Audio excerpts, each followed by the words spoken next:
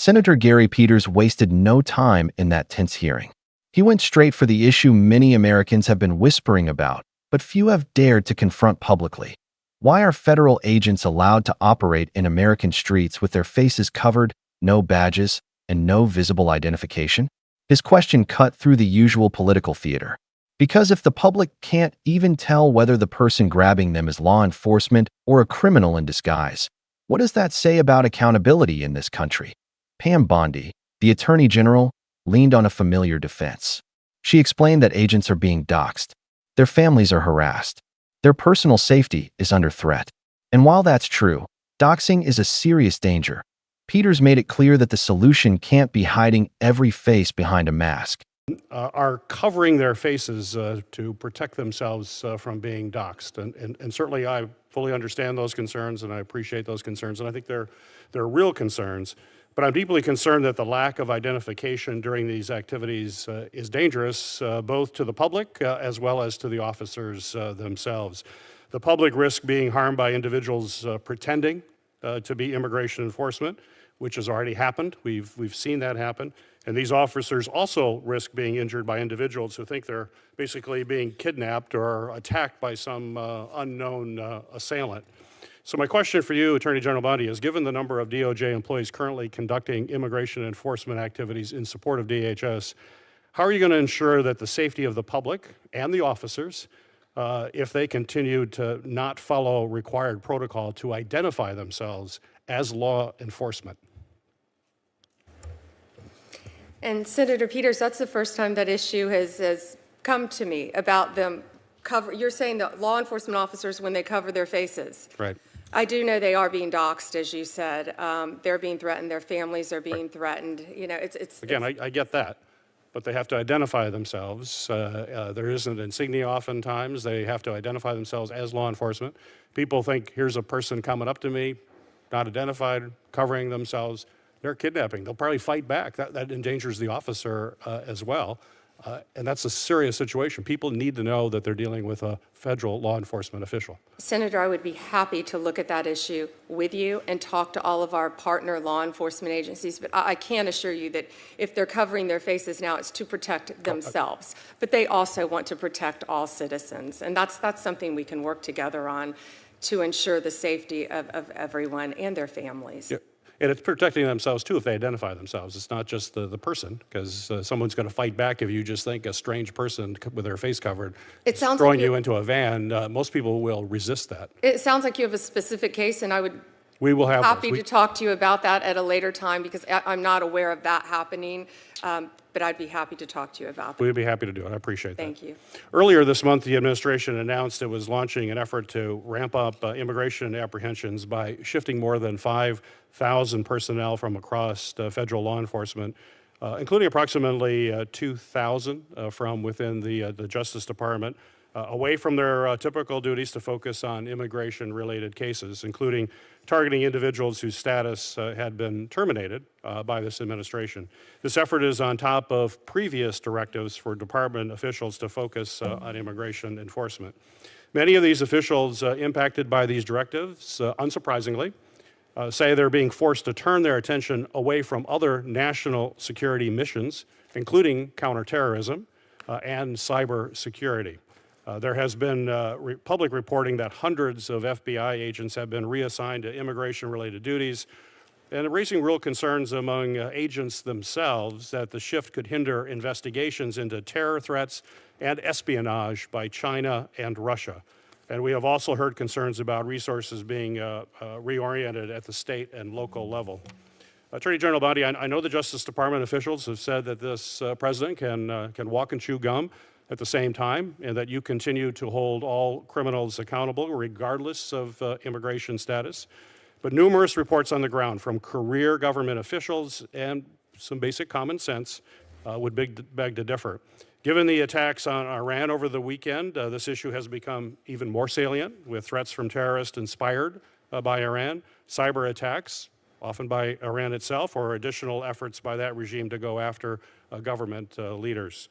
So my question is, how are you ensuring that there are enough resources focused on the full range of national security threats, and there's no shortage of those, when so many of our DOJ resources are being reallocated to immigration enforcement? I talk to Director Patel or Deputy Director Bongino 7 days a week. I speak to my National Security Division. We meet every single day. Emil Bovee, who's currently with us, is doing an incredible job in the national security space as well, helping us. We are doing everything. We are using our resources on all fronts. And when you say immigration, immigration is going hand in hand with the people who have come into our country through our borders. I think just over 1,500 illegal aliens from Iran are here. Chinese individuals, Russian individuals, people from every country. That goes hand in hand with immigration, identifying them, finding them, and getting them out of our country. Will national security be compromised? Not at all, Senator. It will be increased. It will be enhanced.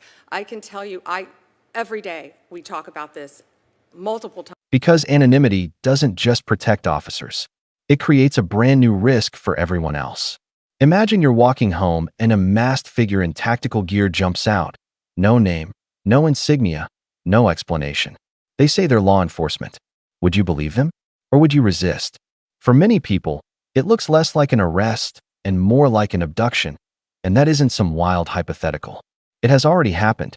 There are documented cases of individuals impersonating ICE agents to intimidate immigrants, scam families, and even stage assaults.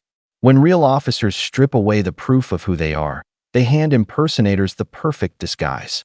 Peters saw the danger in that, and he refused to let it slide. But the hearing didn't stop with masks.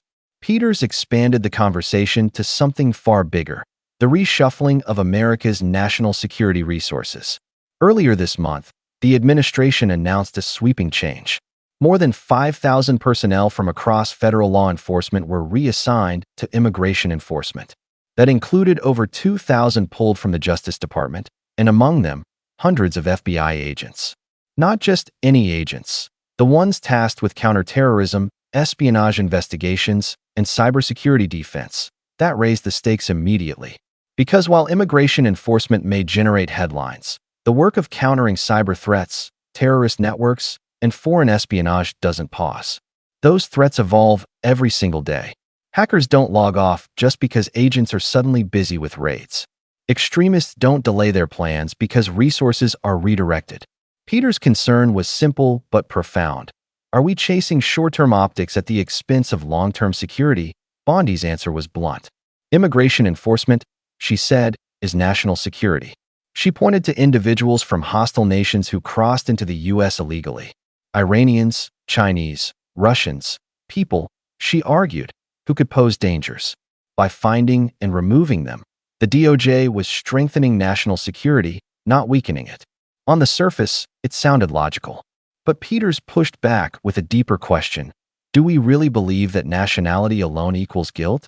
Should the place someone was born automatically make them a suspect? That's where the cracks began to show. Because while headlines focus on border crossers, the most dangerous threats often don't cross a border at all. Cyber attacks can be launched from behind a computer screen anywhere in the world.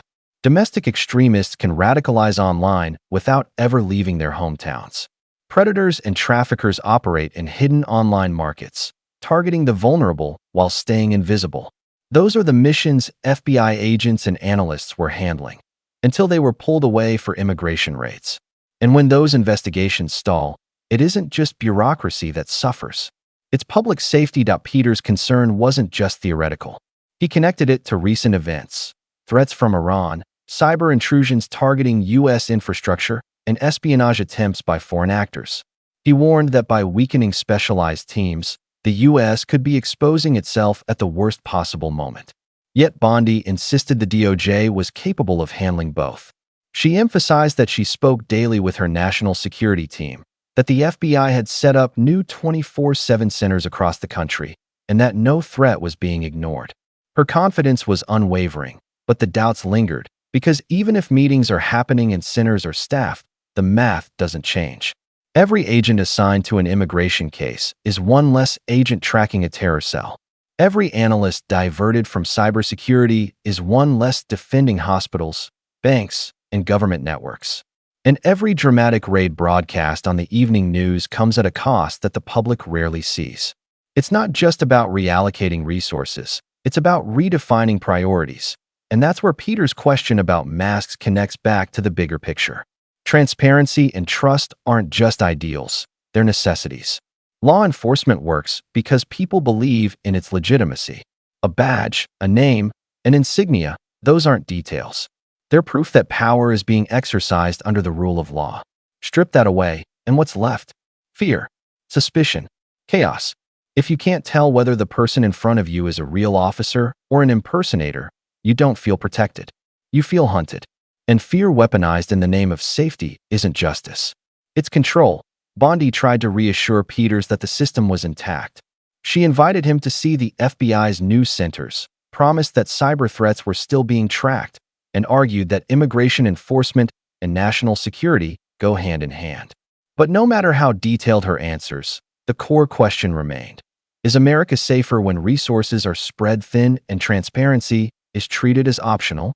Or are we just pretending to be safe while the real dangers quietly grow stronger? Because let's be honest, masked raids make for striking images. They look tough. They play well on TV. But they don't stop hackers from breaking into networks. They don't dismantle terrorist plots brewing online. And they don't rebuild the trust that disappears when citizens can't tell the difference between legitimate law enforcement and someone in a costume. That kind of theater might create fear, but it doesn't create security. The heart of Peter's challenge was a choice. Do we want a justice system that balances enforcement with accountability, that protects both borders and freedoms? Or do we want one that confuses intimidation with order, secrecy with safety, and headlines with progress? Because in the end, this isn't just about whether an agent wears a mask. It's about whether the system itself is recognizable to the people it's supposed to serve. And that's what makes this hearing resonate beyond the walls of Congress. Peters wasn't just sparring with Bondi over a policy detail. He was exposing a pattern where oversight is treated as a nuisance, transparency as a weakness, and public trust as an afterthought. A pattern where law enforcement becomes performance, where power hides its face, and where the people are left wondering if justice is being carried out in their name or in spite of it. The real danger isn't only the threats that come from outside: Iran, Russia, China, hackers, extremists. The real danger is when the system built to protect us loses sight of what it means to serve the public. When agents hide their identities, when resources are pulled from vital missions, when safety becomes more about image than reality, we risk creating a country where fear takes the place of trust. Senator Peters forced that question into the open. And while Bondi's answers may have reassured some, they also revealed just how fragile the balance has become. Because safety without accountability isn't safety at all. And power without visibility isn't strength. It's secrecy. Maybe the real issue isn't whether agents are covering their faces. Maybe it's why our leaders are so comfortable covering up the truth.